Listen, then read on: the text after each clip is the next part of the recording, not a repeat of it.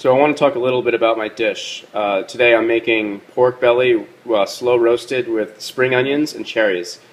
And here is the mise en place for that dish. It's spring onions in several different forms and cherries also in several different forms throughout the dish. As I said previously, I like to work with things that are very pure, and that means that it's a very quality product and it's executed and treated with care.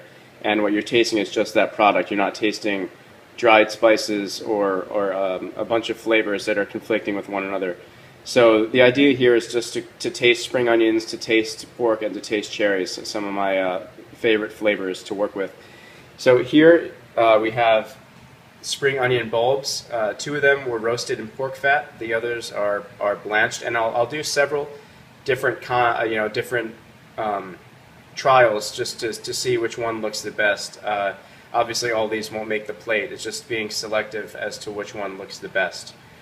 Here we just have the same spring onion bulbs. They're just shaved really thin and shocked in ice water. If I had a vacuum sealer, I would have compressed it and they would look a little more beautiful, but they look pretty nice as it is. Then here the tops of the spring onions were pureed and passed through a chinois to make a sauce.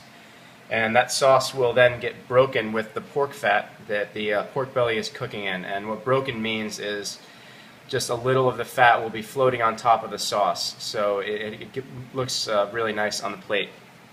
And then here you just have little pieces of cherries that are pickled in white balsamic vinegar. So these are the different components that will be on the plate. However, the star of the show is over here. I don't know if you can see it. It's kind of... Here you go.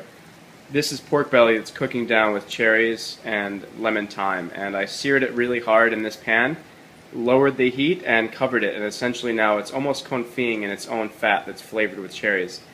And this is the fat that I'm going to strain off and break my spring onion sauce with. So I'm going to let that cook for a little longer. And when that comes off, rests properly, I'm going to slice it and plate everything up.